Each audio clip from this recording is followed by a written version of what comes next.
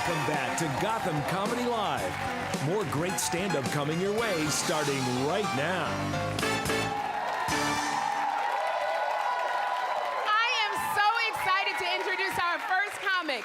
She opened for Louis C.K. and you can see her here tonight. Please welcome Grayson Morris.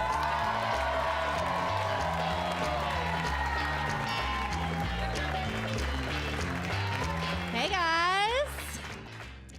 You guys, I had skin cancer, and I just like to open with that to bring you guys down a little bit.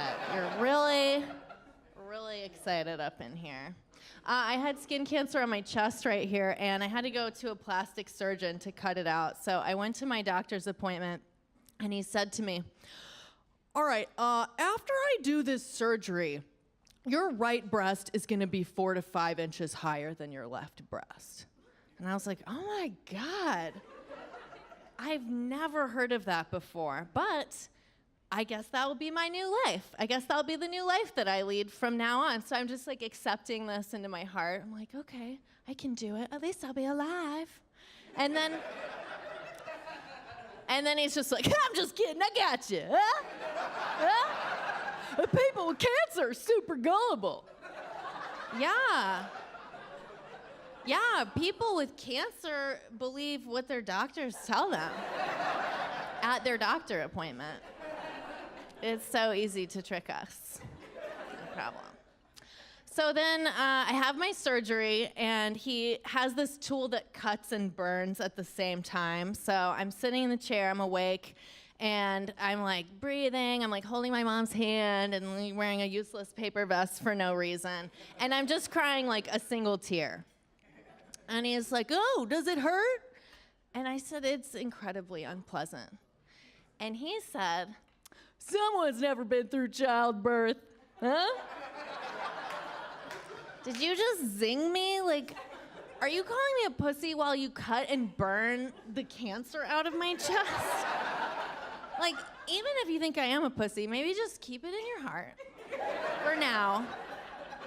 And just wait until you go home and you're having your stupid lobster-encrusted steak dinner with your stupid fake-breasted wife, and you can just tell her all about your day. You know, you can be like, I was cutting cancer, I'm so pussy today, she's all crying. And his wife's just like, ha-ha! You know, and they can have that whole moment without me. Like, they don't need to put that on me when I'm in the chair. So we did cut the cancer out, thank goodness. And then they said, oh, thank you. Thanks, guys. Yay. So then they were like, well, you need to get digital imaging. We're gonna trace your moles, make sure you don't get any more any more cancer. And I was like, wow, digital imaging, that sounds so futuristic. Super high tech. It's gonna be so exciting. There's like a machine I'm gonna go inside, and there's gonna be all these like screens in midair, like it's like the Minority Report. So I go in there, and it turns out digital imaging is just a man holding a digital camera in a room that's all creepy, covered in light blue felt, walls, floor, and ceiling. And the man is like, I'm gonna go out of the room, and you're gonna take your clothes off, and I'm gonna come back in and take pictures of you. I'm like, okay, well, I've never been photographed nude before, so I'm still excited. Let's do this.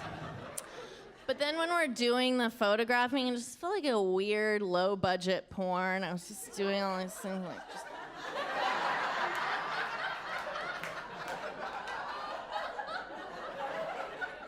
And then there's a woman there with a stick with my name on the end of it that she has to stick in every frame, so she's there too, just...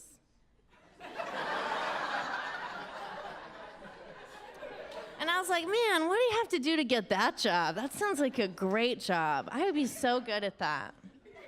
They should hire me. I used to work with kids, you guys. I used to work with 10-year-olds. And when kids turn 10, that is the year where we decide to tell them all the sad truths of our world. We're like, look, we've really been keeping this from you for a long time, but here it is in some horrifying historical fiction. Let's go. So I'm like, okay, boys and girls, we're gonna read a book. Today we're gonna read a book about the Trail of Tears, okay? Here we go. Soft Rain was a Cherokee Indian girl living in western North Carolina. She was 10 years old, just like you guys, just like you.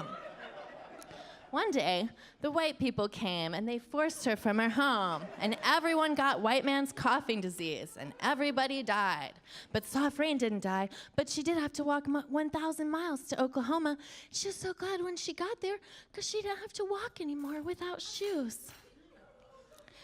And the kids are just like, Miss Morris, why did the white people do that to the people?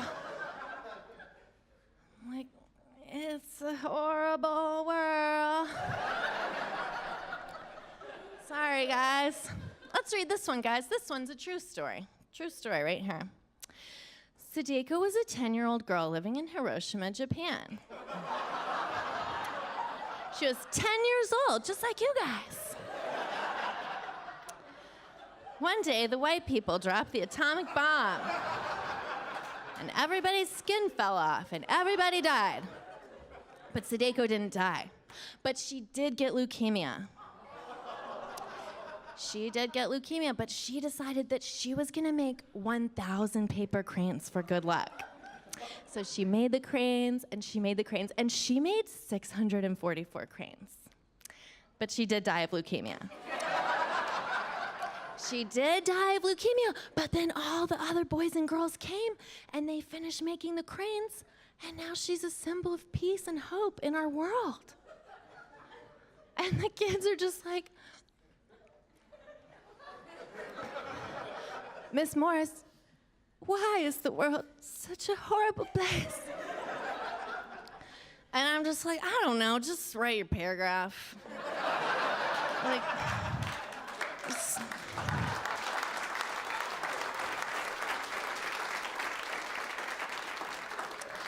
They don't pay me enough to explain the darkness.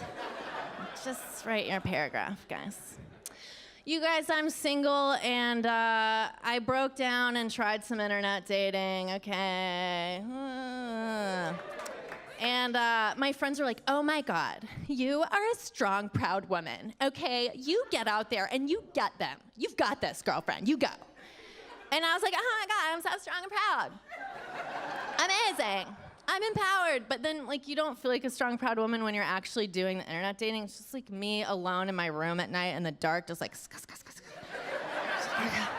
just looking at pictures of horrible people. And their picture is just them staring into their webcam, like.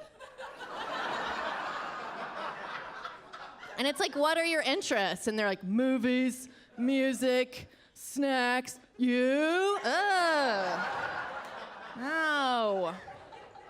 My friend broke up with her boyfriend, and she was feeling so sad, though, and I was like, oh my God, you should try internet dating, okay? There's so many fish in the sea. You're totally gonna find someone. So we get on there, and she's just like, okay, well, he has to be taller than me. And I'm like, okay, she's like 5'1", it's no problem. She's like, okay, well, he has to be chubby. He has to have a beard. I'm like, okay, type it in. And she was like, I don't know. I don't even know if I'm ready to date. I think maybe I just want to have sex. I'm like, okay. It sounds like you're looking for a fat guy with a beard who'll fuck you. And you're looking for him on the internet. Let me just... They do have those. No problem. Thank you so much, guys. Thank